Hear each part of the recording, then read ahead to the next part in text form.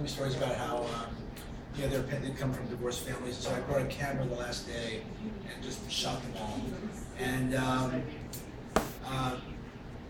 slapped it together when I got back from Atlanta. And I just thought it was like a nice sort of prologue to the movie. It's a little more serious than I wanted it to be, but I don't know.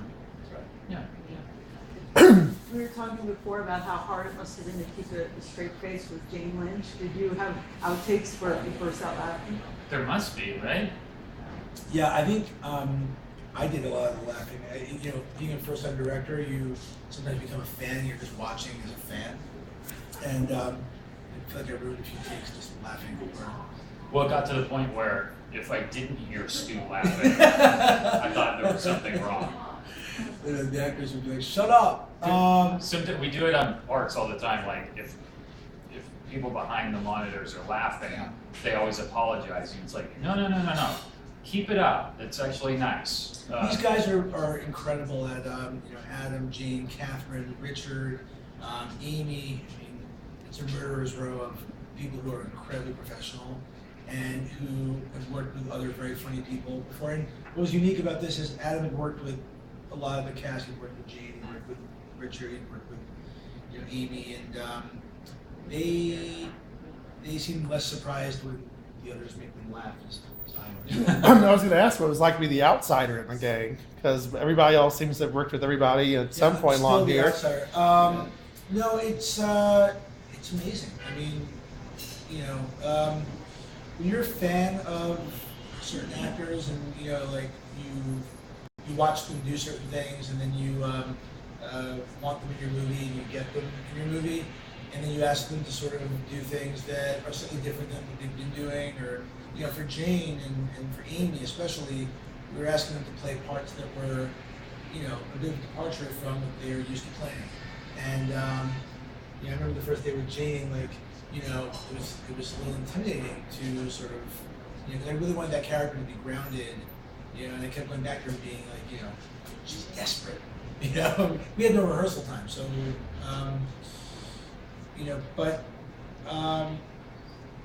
you don't feel like an outsider for long because everyone's so collaborative, and no one ever made me feel like I didn't know what I was doing.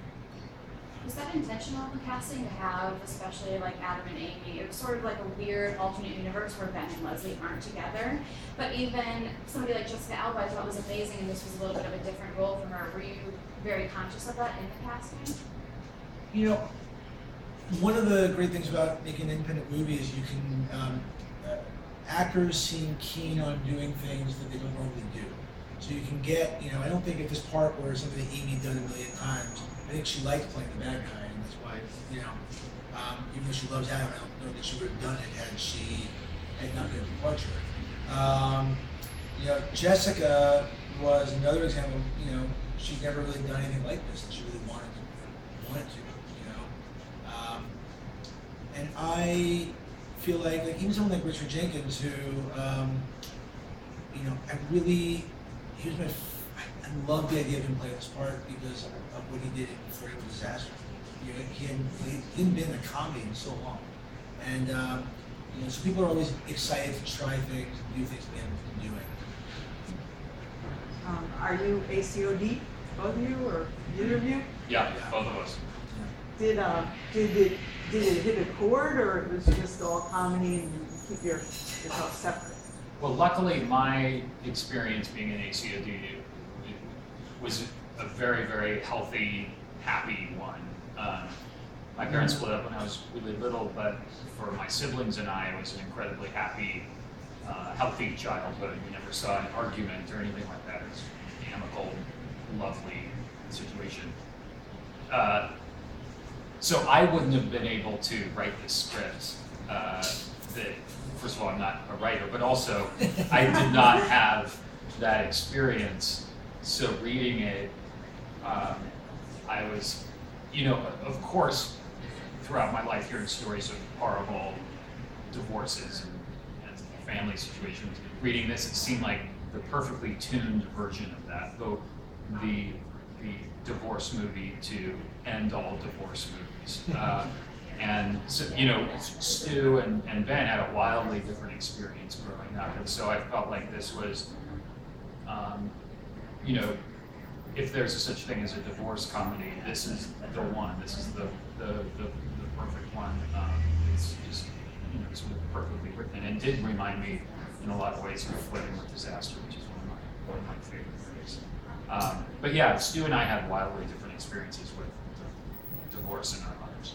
The important thing for me in talking to Adam, he had a much different experience growing up than I did, but he understood it, which and it was always sort of a balance in making the movie and in the edit too, just finding a balance where, our character is not suffering from cancer, our character was not beaten, like his problem is sort of like his parents got divorced, and there's always a moment where like you worry that the audience could say, get over it, dude, you lose your audience, and that was a lesson that I felt like I learned from Flirting with Disaster, which again, like the journey for the character, and I was like, I just want to know who my parents are. And he's going out of control, trying to figure. And so, but Carter in the movie is doing a lot of things that maybe he's trying to break his parents up. He's busting up his brother's wedding. He's doing a lot of things that maybe aren't that likable. So the important thing was that he understood the quest, to sort of control these people and maintain sanity in his family, and that was something he understood. How do you personally feel about people who sort of made a cottage industry for themselves of being self-help gurus? And I mean, I think that Jane Lynch's character was probably, it was very authentic in a lot of ways without becoming a caricature. And I'm wondering, how do you each personally feel about it's really become sort of this growing trend in the last 25 years that people are kind of self-appointed relationship experts, and they don't really have like any therapist degrees or licensing. They're not licensed to really treat people. How do you feel about that personally? I don't know. I mean, there's a market for just about everything, and I feel like if you can find some sort of customer base for whatever it is you're kind of putting out there, then more power to you. I don't know. I'm not one that reads like self-help books and stuff like that, and sort of I'm very cynical about stuff like that. But I think that's one of my favorite things about the movie, is seeing this evolution of her, just sort of keying in and realizing this is an opportunity for her to become an expert again in something she wasn't even thinking about. And I think that's, for me, that's just sort of that opportunistic, I can pretend to be helping people. Like, I'm not sure Jane's character actually cares about people at all. Yeah. It's funny, when we figured out a way, when Ben and I were writing the movie, it's so hard to start writing a therapist character. She started out as a therapist character, and then we just didn't want her to be a therapist. And I remember I was going through a terrible breakup in my 20s with a girl that I was kind of in love with, and I was just so gutted. And kind of in love with her? Yeah, and I just remember I bought this book called like Getting Over a Loved One or something like that, and I started reading it. I got like 100 pages in before I realized that it was about being a widow. It was about someone actually dying, It's like, what am I doing? But people will believe anything. I mean, like when you're going, and so, I kind of loved this sort of like Carter, searching for something, some answer, someone to give him an answer. So he'll latch on to anything, He'll go back to his therapist when he was 12. But it was important to me that Jane's character was not psychobabble, stuff that the audience would get lost in. She's just trying to make a buck. She's an entrepreneur, and she is down on her luck. And when that door opens and he's standing there, like his dollar sign is ringing, it's way back, and that makes that journey very relatable. And just a quick follow-up, could you speak to the fact that even though your character clearly has a certain amount of animosity towards her, he's going back to her? Yeah. Tell us about the motivation and how you interpreted those reactions to her, and the fact that she ended up helping him in a way, even though he didn't really like her. Yeah, I mean, I think the discovery of the book first of all, he can't talk to his parents about this. So he has this vague memory of this woman who was his therapist as a kid. So he goes to her and discovers this book. And this book, I think, the reason he goes back to her is he just wants to set the record straight. At least that's what he's consciously thinking he has to do, because he thinks the perception of him as a child completely disrupts this life he set up for himself as being kind of the king of his mountain, and his mountain being his family. He's the grown-up. He has this job and this girlfriend. Everything's wired for him. And so this perception of him as a kid as being a bit of a mess completely rocks his world. I think much more than it would any of us if we heard something about a perception of us as a child. And so he needs to set the record straight, and she's the only one who can really do that. But I think underneath all of that, what he's really doing that he may not even realize is he is seeking help and refuge in her, and she's the only one that can help him solve this puzzle.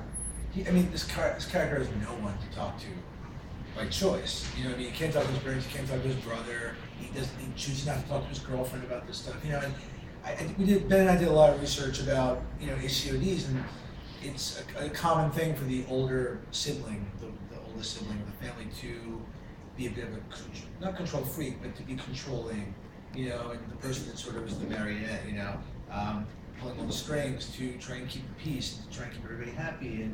And Adam and I, before we started the movie, talked about movies that we liked that that were single character journey movies I love movies where a character starts the movie feeling like they have it all figured out, and then as they get into the movie they realize, holy shit, I don't. Because when those people fall, they fall further, and that's why I love, as it starts to spiral out of control for him, he has nowhere to turn, but inward. What's up, your upcoming projects?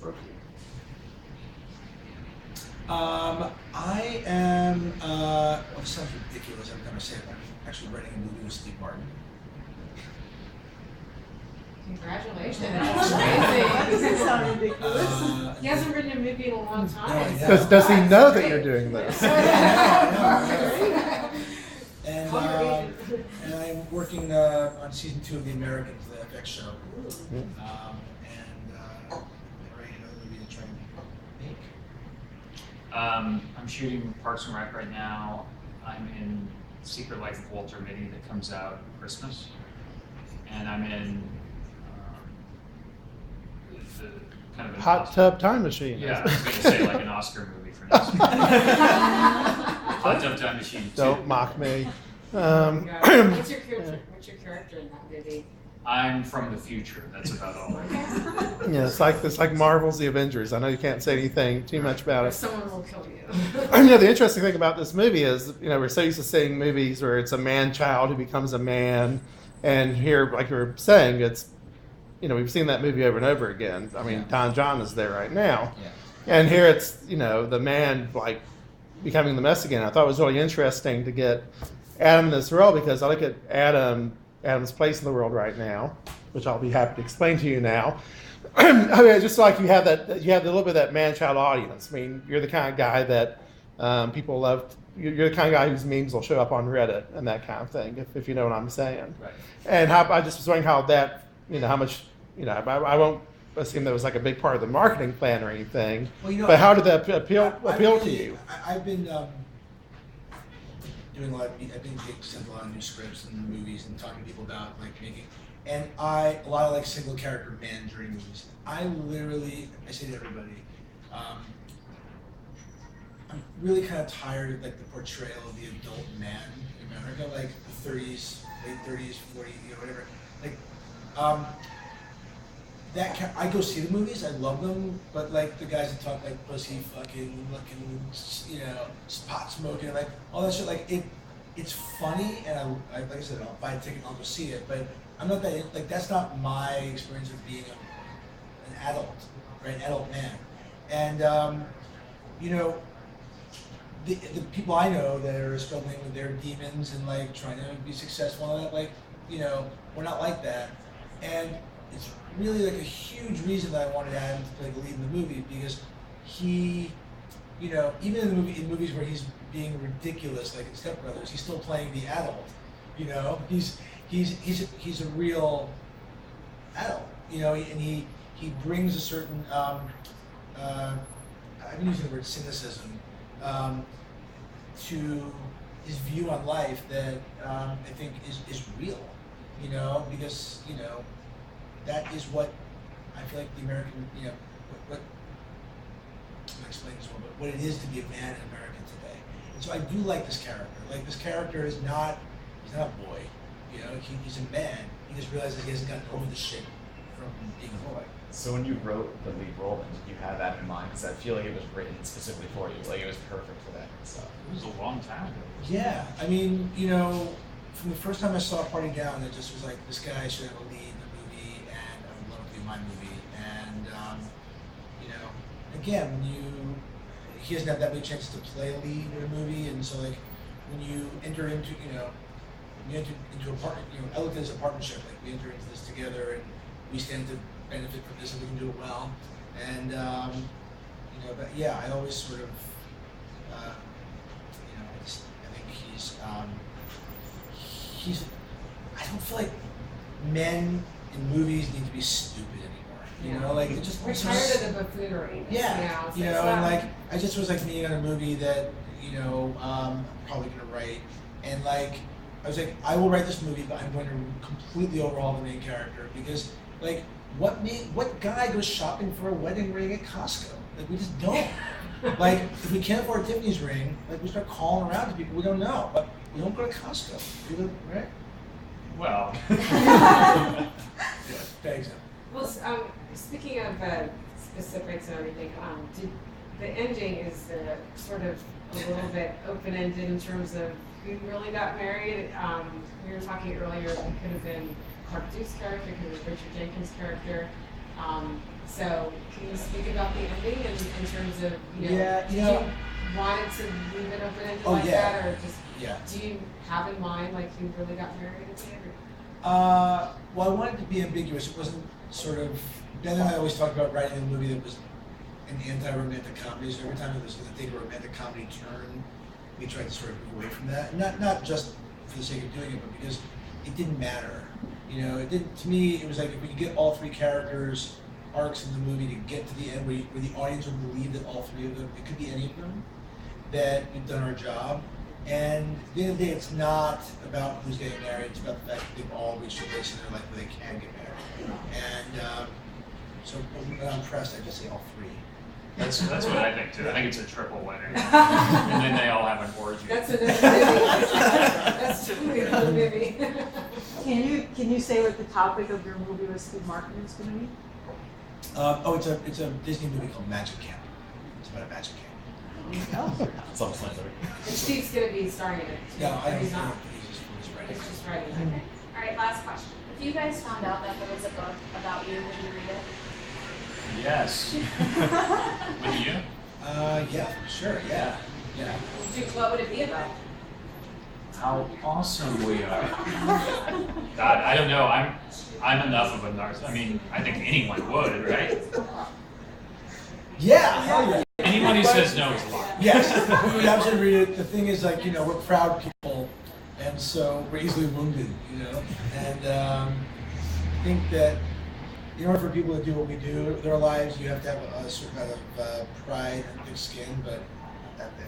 Yeah, I recently came across a document that, because I went to preschool at my dad's work. My dad worked at a college, and so the preschool there was not just a preschool, all the teachers were students, and they were, you know, being a teacher in the preschool was a course they were taking. So they all had to write dissertations on their experience, and so the one student teacher who was assigned to me had to write a paper on all of my behavior.